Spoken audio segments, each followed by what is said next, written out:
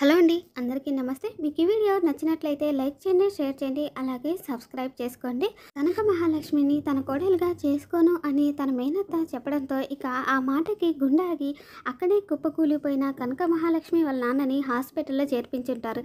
ఇక అక్కడ డాక్టర్ అయితే ఆ పేషెంట్ మీ నాన్నకి సివియర్ హార్ట్ అటాక్ వచ్చింది. ఏ పరిస్థితుల్లోనూ షాకింగ్ విషయాలకి తట్టుకోలేరు. మా ప్రయత్నం మేము చేస్తున్నాము అని చెప్పేసి డాక్టర్ గారు చెప్పగానే ఇక కనక మహాలక్ష్మి బాధపడుతూ ఉంటుంది.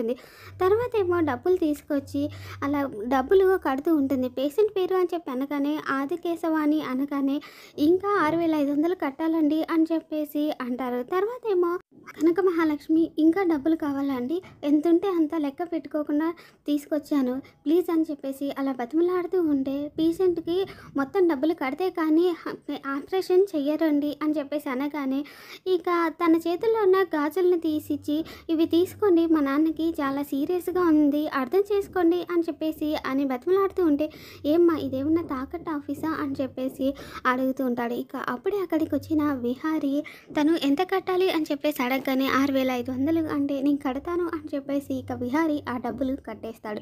మరి రాబోతున్న ప్రోమోలో ఏం జరుగుతుందో మళ్ళీ మంచి ఛానల్లో తెలుసుకుందాం. Thanks for watching.